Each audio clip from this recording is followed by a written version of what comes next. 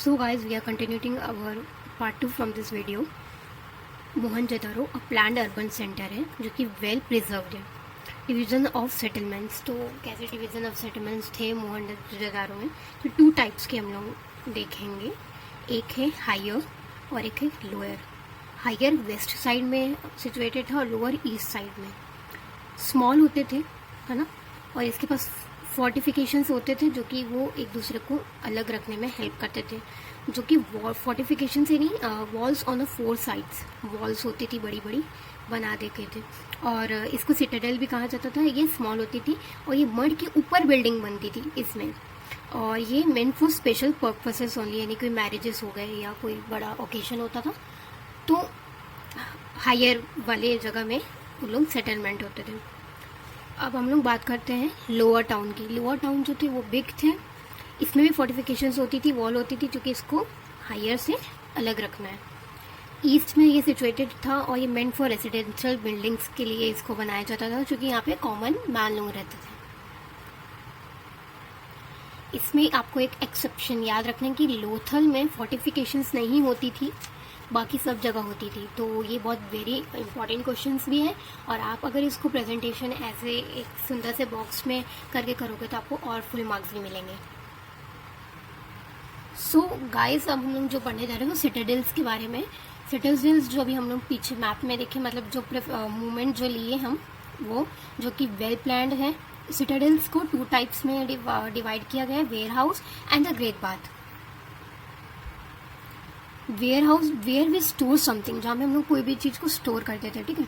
जैसे कि मान लो हाउस जो नॉर्मल ब्रिक से बना रहता है पर उसका रूफ नहीं रहता है, तो वेयर हाउसेस, ऐसा आर्कियोलॉजिस्ट का कहना था. और ग्रेट बाथ, ग्रेट बाथ बहुत ही फेमस है, स्पेशल फॉर रिचुअल बाथ्स, मतलब सरोवर टाइप का समझ सकते हो आप. और ग्रेट बाथ क्या होता था आपका, रेक्टेंगल होता था, कॉरिडोर्स ऑन द 4 साइड होता था, वेल सेटलमेंट्स थे, उसमें स्टेयर्स अलग से थे. वाटर टाइट था कि मतलब वाटर अगर एक साइड रखा हुआ है तो कहीं और स्प्रिंकल ना हो, कहीं और जगह ना गिरे, इस कारण वाटर टाइट होता था. रूम 3 रूम्स होते थे प्लस 1 वेल ईच, 1 वेल होती थी. ह्यूज ड्रेन सिस्टम होता था ताकि जहाँ बात कर रहे हैं वहाँ सीवेज इकट्ठा ना हो, वहाँ गंदगी ना हो. एक ह्यूज ड्रेन सिस्टम होता था जहाँ से अलग से ही ड्रेनेज का रहता था. नॉर्थ साइड में आपके 8 बाथरूम्स होते थे. नाउ ब्रिक्स, तो सन ड्राइड ब्रिक्स होती थी और एक बेक्ड ब्रिक्स होती थी. सन ड्राइड ब्रिक्स यानी कि जो क्ले होता था, क्ले ब्रिक को सोलर एनर्जी से कंजर्व करके उसको सुखाने में काम आता था, उसको बोलते थे सन ड्राइड. और बेक्ड ब्रिक्स यानी कि with the help of fire वो ड्राइड होती थी बेक्ड ब्रिक्स. तो इनके लिए भी एक स्टैंडर्डाइज रेशियो रखा गया है. कोई रैंडम ब्रिक्स बिल्ड नहीं होती थी, एक स्टैंडर्डाइज रेशियो था. हाइट 10A रखा, मतलब 10 सेंटीमीटर. तो ब्रेथ 2 की जगह आप 10 रखोगे तो 10 यानी 20, एक ही जगह आपका 10 आ जाएगा, तो 20 सेंटीमीटर की ब्रेथ हो जाएगी आपकी. और लेंथ किस हिसाब से डिजाइन करते थे वो, कोई भी ब्रिक की लेंथ को कैसे डिस्क्राइब करते थे. मतलब मान लीजिए 4 सेंटीमीटर हमारी लेंथ है, तो 10A की जगह को 10 पुट करना है तो 40 सेंटीमीटर. तो ऐसे वो ब्रिक्स भी स्टैंडर्डाइज रेशियो से ही डिसाइड किए जाते थे. Now coming to the drainage system. Particularly drainage system का मीनिंग हो गया आपका सीवेज. जैसे सीवेज का सिस्टम क्या होता था उस समय मोहनजोदड़ो में, तो ग्रिड पैटर्न यूज होता था, ठीक है. उसमें मतलब कि आपका जो भी सीवेज जाता था वो ग्रिड पैटर्न में होता था और उसके हर एक जगह पे 90 डिग्री होता था. मतलब जैसे सीवेज फ्लो डाउन होता था तो यहाँ पे आपको 90 डिग्री बनता था, फिर ऐसे सीवेज होता था. और ये 1 वॉल स्ट्रीट, मतलब जो हाउस की 1 वॉल होती थी वो कंपलसरी है कि वो स्ट्रीट से अटैच होनी चाहिए. और जो भी डोमेस्टिक वेस्ट था वो ड्रेनेज सिस्टम के थ्रू आउट हो जाता था घर से. Domestic architecture, so we reference to this diagram. तो इस डायग्राम में आप मान लीजिए एक हाउस है, तो उसके बीच में कोर्टयार्ड होता था, बाथरूम होता था, 1 वॉल रहती थी. 1 वॉल यानी कि मैंने आपको केस बताया है कि 1 वॉल अटैच रहती थी हमारी ड्रेनेज सिस्टम से, जो कि 1 वॉल स्ट्रीट में अटैच रहती थी. ड्रेनेज सिस्टम को आउट घर से सीवेज के थ्रू आउट करने में हेल्प करती थी. Waste, staircase and second storey भी पाई गई एंड टोटल 700 वेल्स पाई गई. Now talking about tracking social difference, तो 2 टाइप्स के आपके सोशल डिफरेंस थे वहाँ पे, study of burials and study of artifacts. तो स्टडी ऑफ बरियल्स में क्या पढ़ते हैं हम लोग कि जब डेथ हो जाती थी किसी भी पर्सन की तो उसे कैसे बरीड करते थे। तो फर्स्ट टाइप था pyramids in Egypt.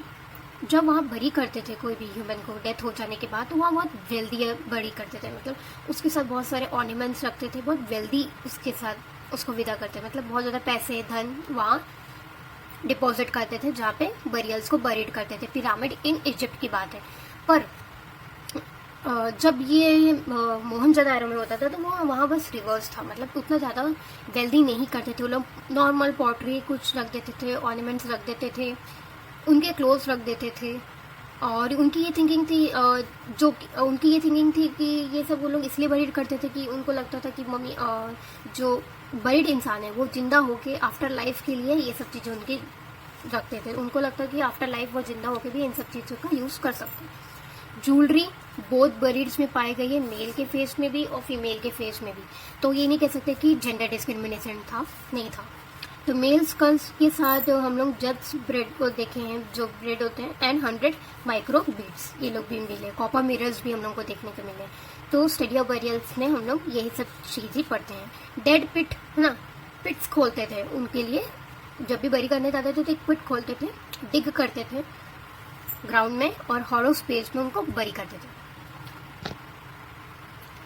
So study of artefacts 2 उसमें डिस्ट्रीब्यूटेड है, यूटिलाइटेरियन एंड लग्जरीज। यूटिलाइटेरियन यानी जो डेली नीड्स की चीज़ें होती थी जो कॉमन मैन भी अफोर्ड कर पाते थे, पोट्री, फ्रेश रबर्स, जो कि डेली यूजेस के लिए उनके लिए उपयोग थे मोहनजोदारो में। और लग्जरीज जो कि बहुत ज़्यादा वेल्दी पीपल ही अफोर्ड कर पाते थे, जैसे pots of Venice. Venice is a type of material है जो उस समय अवेलेबल था, जो कि सैंड, कलर और गम के मिक्सचर से बनता था, जो कि बहुत ज़्यादा प्राइसी था, वेल्थी था और वेल्दी पीपल ही उसे अफोर्ड कर सकते थे, कॉमन मैन उसे अफोर्ड नहीं कर सकते थे। गोल्ड भी पाए गए जो कि हॉर्ट्स में थे। हॉर्ट से नहीं, कोई एक सीक्रेट प्लेस या जैसे कि आज के दिन हमारे यहाँ तिजोरियाँ होती हैं उसमें गोल्ड रखा जाता था, तो वहाँ भी कुछ कुछ गोल्ड के ट्रेसेस पाए गए जो कि वो लोग तिजोरियों के अंदर रखते थे। तो ये भी वेल्दी पीपल ही रखते थे जो कि लग्जरियस लाइफ जीते थे।